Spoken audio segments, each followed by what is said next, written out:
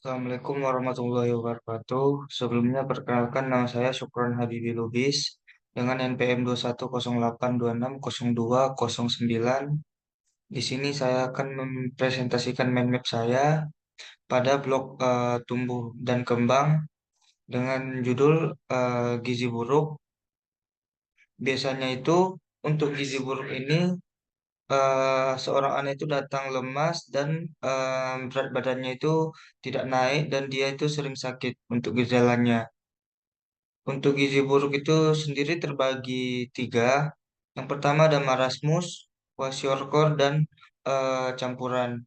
Untuk marasmus sendiri itu merupakan suatu bentuk gizi buruk yang disebabkan oleh kurangnya asupan energi ataupun kalori secara signifikan. Kemudian untuk kwashiorkor itu kurangnya suatu bentuk gizi buruk diakibatkan karena kurangnya asupan protein protein diet. Kemudian untuk yang campuran merupakan kumpulan gejala dari marasmus dan kwashiorkor itu sendiri. Kemudian untuk marasmus itu gejalanya ada defisiensi karbohidrat, kurus dan iganya mengambang ataupun dan bagi pants yaitu kulitnya mengkeriput ataupun seperti celana yang kedodoran. Kemudian untuk kwashiorkor itu gejalanya ada defisiensi protein, edem, rambut jagung dan dermatosis ataupun kulitnya ada ruam kemerahan.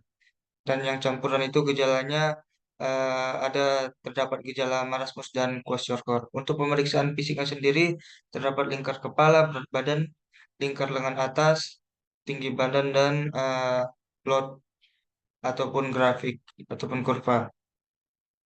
Untuk lingkar kepala sendiri, dia dikatakan normal apabila sesuai dengan persentil usia dan kelamin pada grafik pertumbuhan standar WHO maupun CDC. Untuk makrosefali, dia itu di atas persentil ke 97. Untuk mikrosefali, dia itu kepala di bawah persentil ketiga. Kemudian untuk tinggi badannya sendiri, untuk stunting dikatakan apabila dia di bawah persentil ketiga, kemudian untuk normal dia itu di antara ketiga dan 97 dan untuk tinggi tinggi badan di atas persentil ke 97. Kemudian untuk berat badannya, untuk gizi buruk ataupun severe acute malnutrition berada di bawah persentil ketiga untuk usia dan tinggi badan ataupun BP per TB di bawah kurang dari min 3 standar deviasi pada grafik WHO.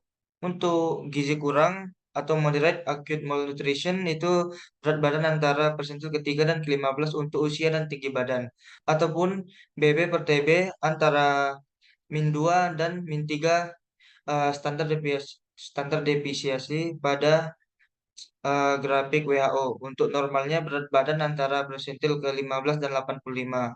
Kemudian untuk overweight ataupun obesitas, dia itu berada di persentil ke 85 atau ke 97 ataupun obesitas sesuai dengan usia dan tinggi badan pada grafik pertumbuhan standar. Untuk lengan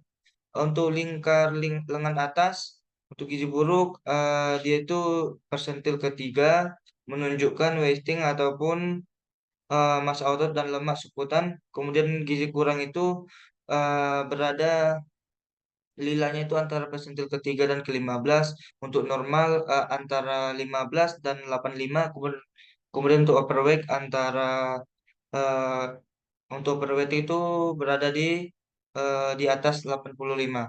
Kemudian untuk tata laksana sendiri ada 10 step yang harus diperhatikan. Yang pertama ada hipoglikemi.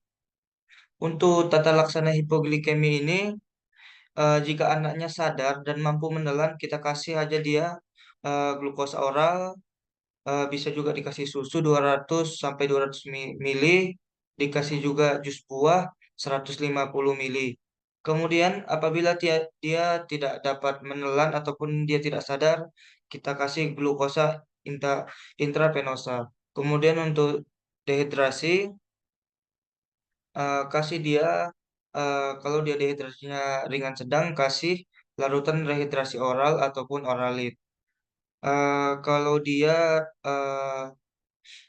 Kalau dia rehidrasinya berat, kita biasanya kasih dia cairan intravenosa. Kemudian untuk hipotermi, kasih dia selimut ataupun pokoknya yang dapat menyebabkan anak ini hangat dan panas. Kemudian kalau sudah berat sekali hipoterminya, kasih dia cairan intravenosa juga dan pertimbangkan untuk cairan infus. Kemudian untuk yaitu elektrolit terbagi lagi untuk beberapa jenis.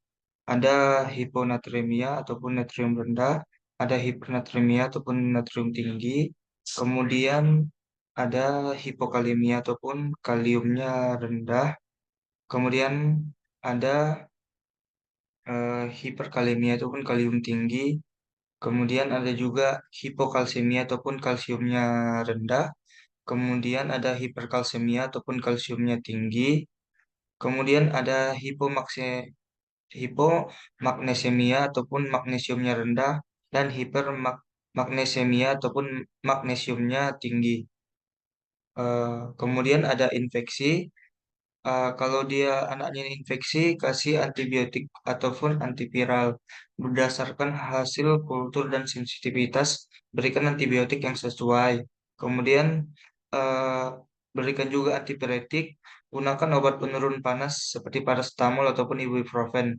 Kemudian kasih juga dia anti jamur. Jika terjadi infeksi jamur, berikan anti jamur yang sesuai dengan jenis dan tingkat infeksinya. Kemudian ada zat gizi mikro. Untuk zat gizi mikro ini kita bisa berikan seperti kalsium ataupun zat besi, vitamin A, vitamin D, vitamin B12 dan lain-lain. Kemudian untuk inhale feeding ataupun inisiasi of feeding atau memberikan makanan awal, ada baiknya jika ibunya bisa menyusui, kita suruh menyusui dulu dengan memperhatikan kondisi bayinya, evaluasi dulu kesehatan kesehatan bayi termasuk berat badannya, refleks hisap, dan kesiapan untuk menyusui ataupun makan. Untuk kondisi ibunya sendiri, jika menyusui, pastikan ibu dalam kondisi sehat dan mampu memberikan ASI. Jika ada masalah, pertimbangkan dukungan ataupun konseling untuk laktasi. Kemudian untuk makanan tumbuh kejar seperti yang tadi, kasih dia makanan yang mengandung protein, makanan yang mengandung zat besi, karbohidrat dan lain-lain. Kemudian untuk stimulasi material ini lebih kepada dukungan seperti alat-alat ataupun bahan-bahan yang membantu dia untuk mengejar pertumbuhannya. Untuk follow up sendiri itu eh, dia itu bantu untuk menjaga pertumbuhan si anak ini. Kemudian ini merupakan referensi yang saya gunakan untuk membuat mind map ini. Sekian dari saya, kurang lebih saya mohon maaf. Assalamualaikum warahmatullahi wabarakatuh.